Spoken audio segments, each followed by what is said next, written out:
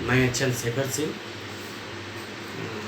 रानी रेवती देवी सरस्वती विद्या निकेतन राजापुर प्रयागराज में आपका विद्यालय परिवार की तरफ से मैं हार्दिक अभिनंदन एवं स्वागत करता हूं।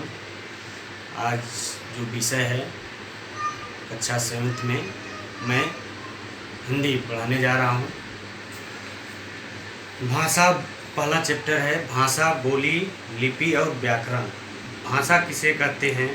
भाषा शब्द संस्कृत की भाष धातु से बना है जिसका अर्थ है बोलना।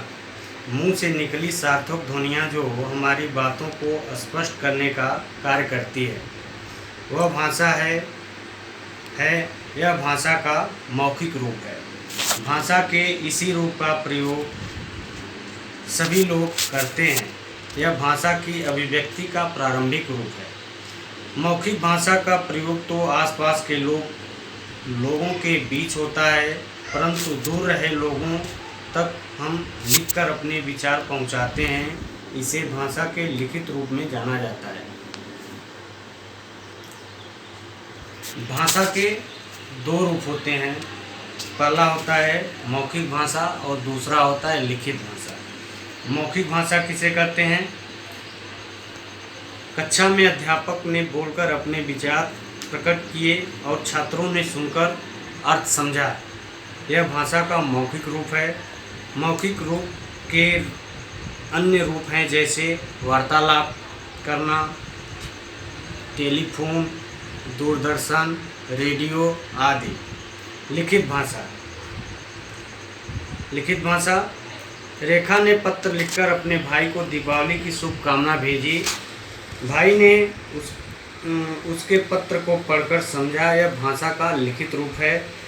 भाषा के अन्य रूप हैं जैसे समाचार पत्र, पत्रिकाएं, तार।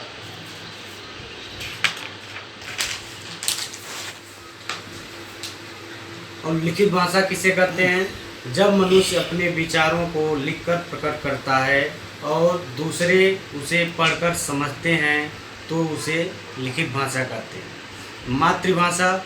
जब कोई बच्चा किसी परिवार में जन्म लेता है तो सबसे पहले वो अपने माता पिता और परिवार के दूसरे सदस्यों को आपस में जिस भाषा में बातें करते हुए सुनता है वह स्वयं भी उसी भाषा का प्रयोग करने लगता है।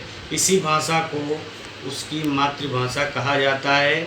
जैसे किसी बच्चे का जन्म पंजाबी भाषी परिवार में हुआ तो वह बचपन से ही पंजाबी भाषा सीख जाता है।